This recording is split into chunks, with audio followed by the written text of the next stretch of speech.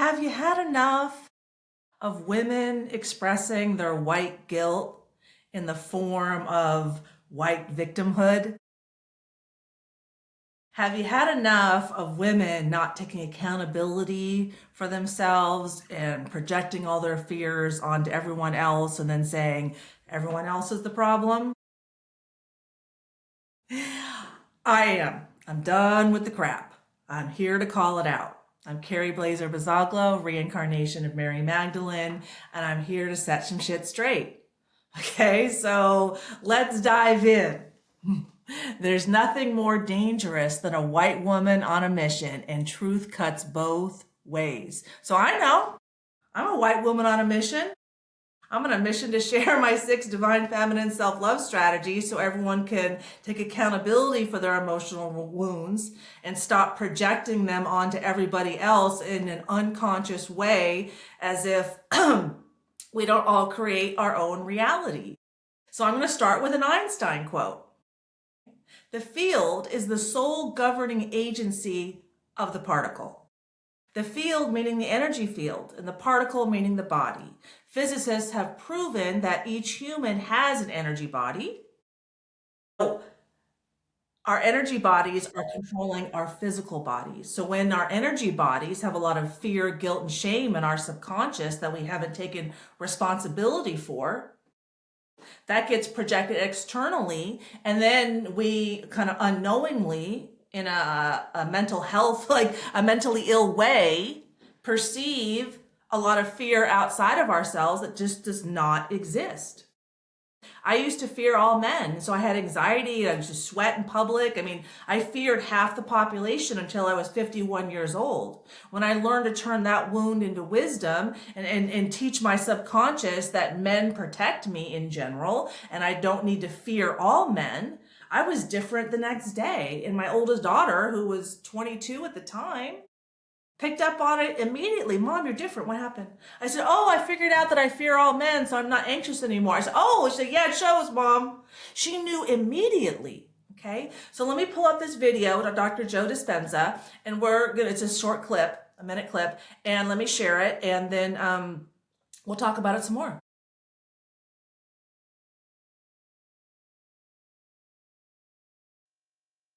Einstein said the field, the wave, the energy is the sole governing agency of the particle. Energy controls matter. He didn't say particle controls the particle. He said the field controls the particle. If you change the information in the field, can you change the projection, the particle in three-dimensional reality? This is a holographic universe. So if the quantum field is an invisible field of energy that exists beyond our senses, beyond our body, our environment, and time, and the only way we are going to connect to it is take all of our attention off our body, all of our attention off the environment. What's the environment made of? People, objects, things, places, and take all of your attention off of linear time, the predictable future and the familiar past, and find the sweet spot of the generous present moment. That's the unknown. That's the door. That's the moment you become nobody, no one, no thing, nowhere, no time. That is the moment you are pure consciousness. And that is the moment you're walking through the door to the quantum field. Einstein said. So Einstein proved that spirituality has been correct the whole time, that shamanism has been correct the whole time, that our energy, our souls, are what controls our bodies. So let's talk a second about, someone like Renee Good, who, her and her wife took, months of training on this ice watch, learned how to confront, combat, and then also videotape federal law enforcement, which is illegal. So they were taught how to commit a crime. Then they went to Minneapolis with criminal intent to stand up to ICE with their bodies and their car being a weapon. And then after Renee was shot, one of the things her wife said was, I thought they didn't have real bullets. Now, and a lot of people are standing up for them, like, poor them. Okay, well, yeah, she's a mother, she got killed, but who's responsible for her being killed? Is it the law enforcement? The guy had internal bleeding. So yeah, he was hit. Life was in danger. Internal bleeding, life is in danger. Okay? So is a healthy mother a woman who has a child that already lost the father Now she's in months of training to combat federal law enforcement, which could end in her dying because they have guns. So she's learning how to break the law and to use her body against guns. She's taught that they don't really have bullets in their weapons. And then she goes there taunting and honking the horn and dancing in her car and blocking the road because she's taught this. And her wife's taught to film everything so they can hold ICE accountable. Does this sound like two women who are grounded in reality, making healthy decisions for their family? Because, I'm a mother of 3 and they sound really fucked in the head. Now, whether they agree with ICE or not is a whole different story, but the question is, are their priorities straight? They're mothers of, Renee has 3 kids, she's dead, but now one kid has no biological parent. So if her family, if they, she's a mother. Well, if she's acting like a mother, why isn't her first and foremost thought, how can I continue to stay alive for my child? You don't like ICE, okay, vote differently. Work through the democratic process. We have public debate, freedom of speech for a reason. But freedom of speech does not include using your car as a weapon against a federal law officer. That's just asking to get killed. And when we support a reality where we have women projecting their fears, and we'll get into that in a second, as opposed to confronting their fears. Confronting your fears does not mean go and put your body in, use your car as a weapon against a law enforcement officer.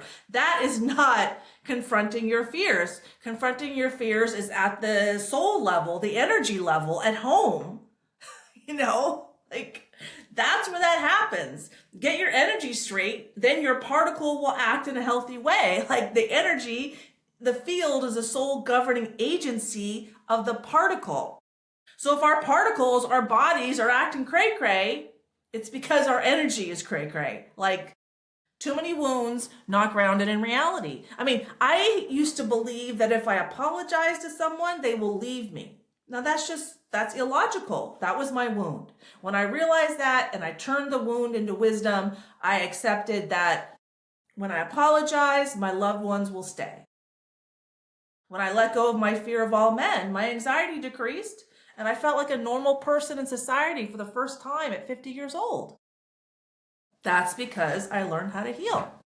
So let me bring up my Instagram account, and I have something about the devouring father wound, which is really what's going on here. And sure, they probably have a devouring mother wound, but see, this is what happens when we destroy the family for money. Women, go get a job. You don't need a man. Men, go work. Then then no one's at home taking care of everybody. So let me share my screen. I'll bring up my Instagram account, and we'll take a quick look at that.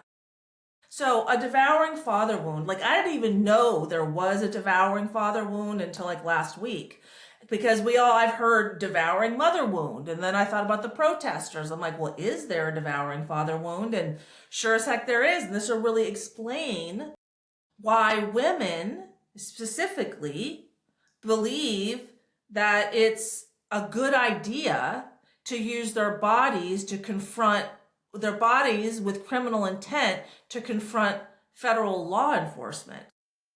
They don't respect authority. Why don't they respect authority? Maybe they have a devouring father wound, right? A devouring father might rule through fear, intimidation, and unpredictability. I got in an argument with my father 1 week before I was planned to study abroad in China in college. And he threatened to not pay because we got in an argument. That's the unpredictability I'm talking about. And I ended up paying. It was okay.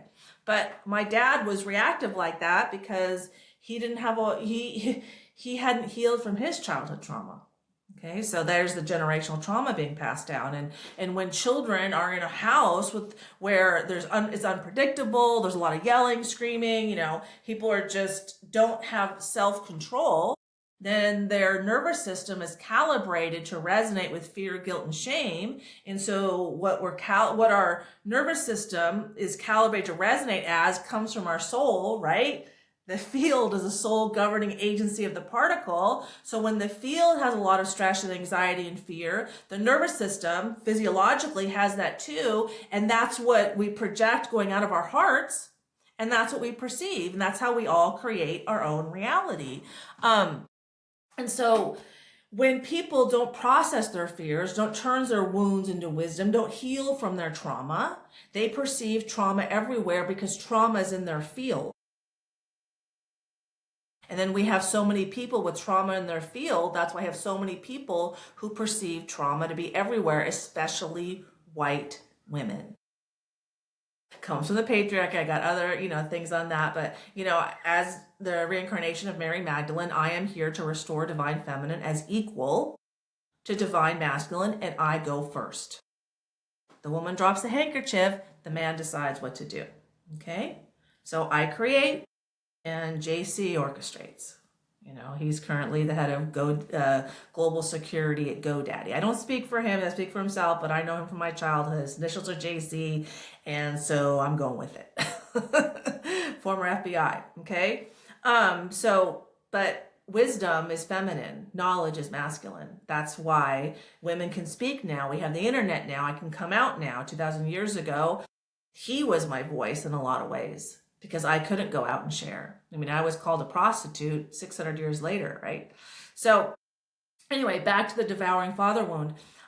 Require complete conformance to his values, beliefs, and ambitions. It's like he can't handle anything deviating because he doesn't have self-control, because his nervous system, he doesn't have control over his body, his nervous system. When we heal, we recalibrate the nervous system to resonate with love, compassion, and enlightenment. And that allows us to go into our fear, guilt, and shame, and then come out of it with, a more enlightened, compassionate, loving way of being. And so we have to surrender to our deeper, denser emotions and then learn to come out of that. And that's the wound to wisdom process that my free ebook linked below will help you do. We'll go over that in a second. But anyway, so they punish independence or disagreement. So, you don't trust authority. Use shame, rage, and withdrawal to enforce control. How can you trust authority when it's unpredictable? They intimidate you. You're getting punished, and then things you accomplish, I take account, responsibility for. It happened to my son. He's an Eagle Scout. He has mild autism, raised in a traumatic family, because I hadn't healed yet. I'm 55 now. He's 27 now. And his dad too. And his dad's like, well, that's half mine. I'm like, well, hang on a second. I got a college degree. I didn't give half of the credit to the teachers that taught me how to get the degree. I got the degree. But then his dad has unhealed trauma. Okay, so children raised under this dynamic often struggle with chronic fear, hypervigilance. That's following around ICE officers. I'm going to record you. I'm going to record you. Hypervigilance. Difficulty trusting authority, rebellion followed by guilt. Renee Good's wife, right after she was shot, said, I told her to come here. It's all my fault. I thought they didn't have bullets. In what legitimate reality do law enforcement officials, ICE, not have bullets in their gun? Woo! So, I just call a fucking spade because we have to. We friggin' have to. If jointly we wanted to co-create heaven on earth, which is what we're here to do, okay? Because the energy is where heaven exists, right? How do we manifest that into the physical world? It has to come out through our hearts and then manifest in the physical world. Our souls speak through our hearts. That's why our hearts, the nervous system in our hearts, physiologically, is far more complex and advanced than our brain. And our hearts has far more signals than our brain, the other way around. The electromagnetic field around the heart is 5,000 times stronger than the brain. The field is the sole governing agency of the particle. So the only way to changing the world is an inside job for this reason, is to change the energy, to swap the wounds for the wisdom and the knowledge. Okay, so let me bring up my ebook real quick. But please like and subscribe, as it really helps my channel. I'm just growing, I'm just coming out now in the beginning of 2026. But here is my, hang on a second. Let me bring this up. I am working on my tech skills, so please bear with me. Okay, here we go. All right, here's the free ebook link below. It's just 9 pages where I summarize the 6 self-love strategies that were most helpful for me. This is what I figured out I was doing while healing, and I rely on psychology, mostly Carl Jung, neuroscience, laws of physics, shamanism, mysticism, like, you know, if you look up Rumi's quotes and compare them to quantum physics, he knew exactly what he was talking about. So the first lesson is called Appreciate, Learn, and Forgive equals ego death. And this is how you learn how to transform your emotional wounds into personal wisdom. Second one is the love hierarchy. Self-love comes first. This is how you learn to fill your cup of love and then create overflow, and you pour onto others from the overflow, and that creates healthy relationships. Self-love includes healthy diet, healthy exercise, walking in nature, barefoot in nature, meditation, journaling. That's the kind of self-love I'm talking about. Then learn to surf the waves of life is, and there's a physics experiment down here to help you understand. Then the universe is a mirror, showing you how when you perceive selfishness in others, that is your soul showing you the selfishness inside of you. Okay, and there's a physics experiment here as well to help you understand. I mean, I lean on that one every day. Changing the world is an inside job. This is why meditation will change the world and not protesting. Pain is an initiation process to personal growth. And so those are the 6 divine feminine self-love strategies that were part of the second coming that happened in September of 2025. And so please reach out. You can go to my website. Those are all, I share a lot of the signs and synchronicities of how I figured out in 2025 that I'm the reincarnation of Mary Magdalene. That was gnarly for me to say. I published my book before that, you know, and so I just did my best. So thank you so much for listening, and I hope this is beneficial to you. Take care. Bye.